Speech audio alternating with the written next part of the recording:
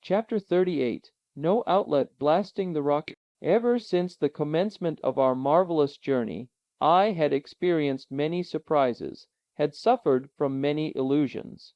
I thought that I was case hardened against all surprises, and could neither see nor hear anything to amaze me again. I was like a man who, having been round the world, finds himself wholly blasé and proof against the marvelous.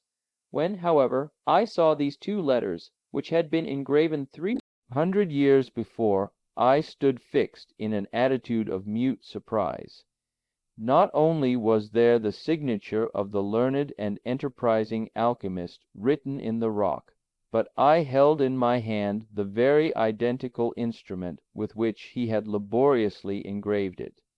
It was impossible, without showing an amount of incredulity scarcely becoming a sane man, to deny the existence of the traveler, and the reality of that voyage which I believed all along to have been a myth, the mystification of some fertile brain.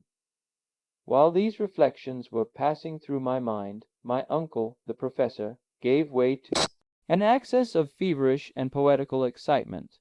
"Wonderful and glorious genius, great Saknussemm," he cried, "you have left no stone unturned, no resource omitted, to show to other mortals the way into the interior of our mighty globe, and your fellow creatures can find the trail left by your illustrious footsteps 300 years ago at the bottom of these obscure subterranean abodes. You have been careful to secure for others the contemplation of these wonders and marvels of creation. Your name engraved at every important stage of your glorious journey leads the hopeful traveler direct to the great and mighty discovery to which you devoted such energy and courage. The audacious traveler, who shall follow your footsteps to the last, will doubtless find your initials engraved with your own hand upon the center of the earth. I will be that audacious traveler. I, too, will sign my name upon the very same spot, upon the central granite stone of this wondrous work of the Creator.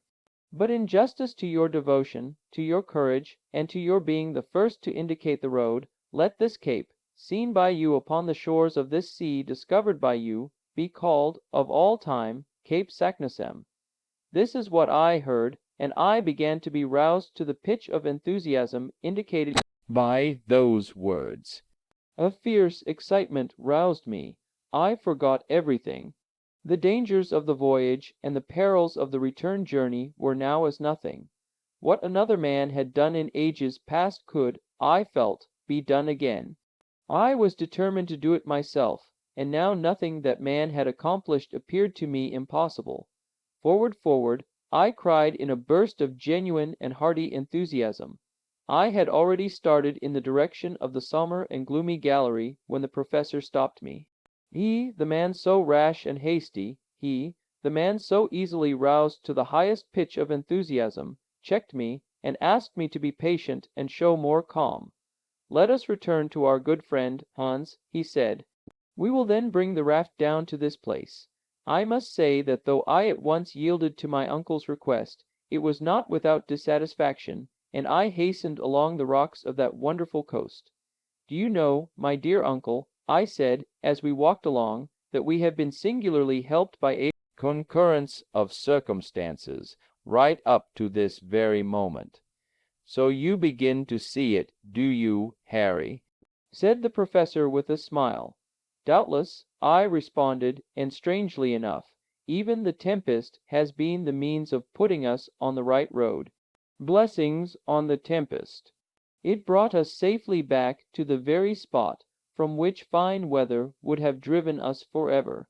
Supposing we had succeeded in reaching the southern and distant shores of this extraordinary sea, what would have become of us?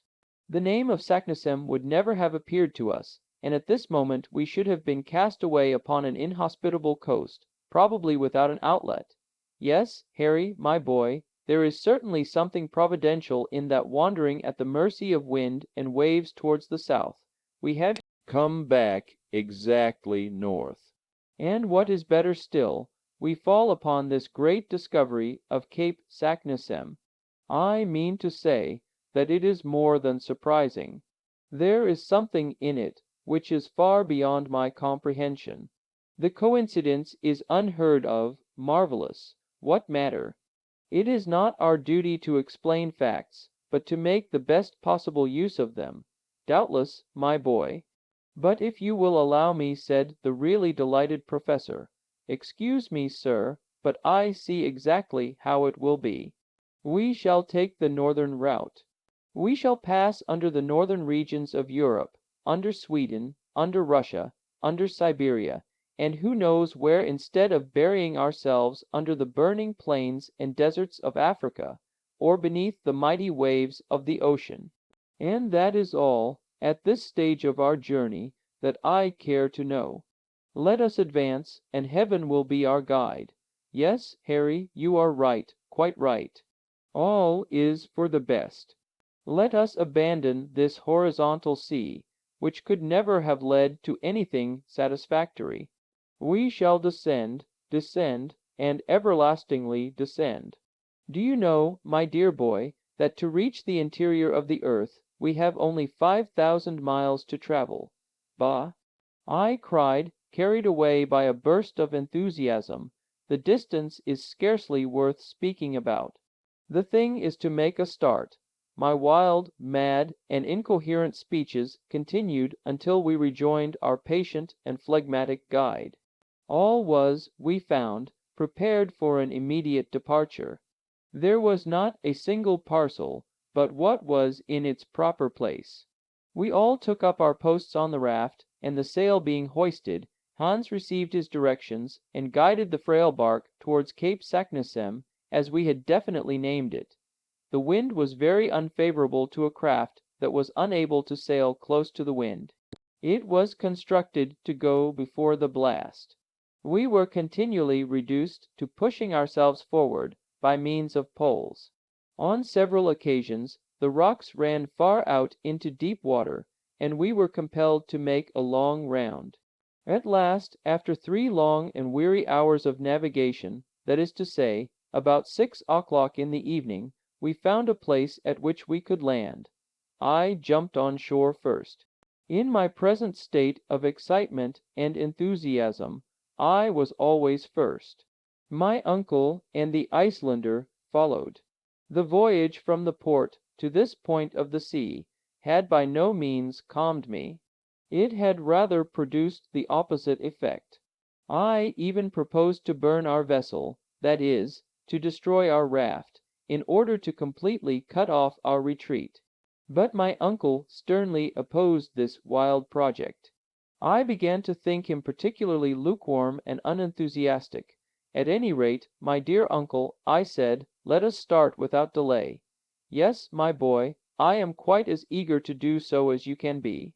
But in the first place, let us examine this mysterious gallery, in order to find if we shall need to prepare and mend our ladders. My uncle now began to see to the efficiency of our Ruhmkorff coil, which would doubtless soon be needed. The raft, securely fastened to a rock, was left alone. Moreover, the opening into the new gallery was not 20 paces distant from the spot. Our little troop, with myself at the head, advanced. The orifice, which was almost circular, presented a diameter of about 5 feet. The Sommer tunnel was cut in the living rock, and coated on the inside by the different material which had once passed through it in a state of fusion. The lower part was about level with the water, so that we were able to penetrate to the interior without difficulty. We followed an almost horizontal direction. When, at the end of about a dozen paces, our further advance was checked by the interposition of an enormous block of granite rock, a cursed stone. I cried furiously, on perceiving that we were stopped by what seemed an insurmountable obstacle. In vain we looked to the right, in vain we looked to the left. In vain examined it above and below. There existed no passage, no sign of any other tunnel. I experienced the most bitter and painful disappointment. So enraged was I that I would not admit the reality of any obstacle. I stooped to my knees. I looked under the mass of stone, no hole, no interstice. I then looked above. the same barrier of granite. Hans, with the lamp, examined the sides of the tunnel in every direction, but all in vain. It was necessary to renounce all hope of passing through. I had seated myself upon the ground. My uncle walked angrily and hopelessly up and down. He was evidently desperate, but I cried after some moments' thought, "What about Arne Saknussemm?" "You are right," replied my uncle, "he can never have been checked by a lump of rock." "No, 10,000 times no," I cried with extreme vivacity. This huge lump of rock, in consequence of some singular concussion, or process, one of those magnetic phenomena which have so often shaken the terrestrial crust, has in some unexpected way closed up the passage. Many and many years have passed away since the return of Saknussemm and the fall of this huge block of granite. Is it not quite evident that this gallery was formerly the outlet for the pent-up lava in the interior of the earth, and that these eruptive matters then circulated freely? Look at these recent fissures in the granite roof. It is evidently formed of pieces of enormous stone, placed here as if by the hand of a giant, who had worked to make a strong and substantial arch. One day, after an unusually strong shock, the vast rock which stands in our way, and which was doubtless the key of a kind of arch, fell through to a level with the soil, and has barred our further progress. We are right, then, in thinking that this is an unexpected obstacle with which Saknussemm did not meet. And if we do not upset it in some way, we are unworthy of following in the footsteps of the great discoverer, and incapable of finding our way to the center of the earth. In this wild way I addressed my uncle. The zeal of the professor, his earnest longing for success, had become part and parcel of my being. I wholly forgot the past. I utterly despised the future. Nothing existed for me upon the surface of this spheroid in the bosom of which I was engulfed. No towns, no country, no Hamburg, no Königstrasse, not even my poor Gretchen, who by this time would believe me utterly lost in the interior of the earth. "Well," cried my uncle, roused to enthusiasm by my words, "let us go to work with pickaxes, with crowbars, with anything that comes to hand, but down with these terrible walls. It is far too tough and too big to be destroyed by a pickaxe or crowbar," I replied. "What then?" As I said, it is useless to think of overcoming such a difficulty by means of ordinary tools. What then? What else but gunpowder, a subterranean mine? Let us blow up the obstacle that stands in our way. Gunpowder, yes. All we have to do is to get rid of this paltry obstacle. To work, Hans, to work!" cried the professor. The Icelander went back to the raft, and soon returned with a huge crowbar, with which he began to dig a hole in the rock, which was to serve as a mine. It was by no means a slight task. It was necessary for our purpose to make a cavity large enough to hold 50 pounds of fulminating gun cotton, the expansive power of which is 4 times as great as that of ordinary gunpowder. I had now roused myself to an almost miraculous state of excitement. While Hans was at work, I actively assisted my uncle to prepare a long wick, made from damp gunpowder, the mass of which we finally enclosed in a bag of linen. "We are bound to go through," I cried enthusiastically. "We are bound to go through," responded the professor, tapping me on the back. At midnight, our work as miners was completely finished. The charge of fulminating cotton was thrust into the hollow, and the match, which we had made of considerable length, was ready. A spark was now sufficient to ignite this formidable engine, and to blow the rock to atoms. We will now rest until tomorrow. It was absolutely necessary to resign myself to my fate, and to consent to wait for the explosion for 6 weary hours.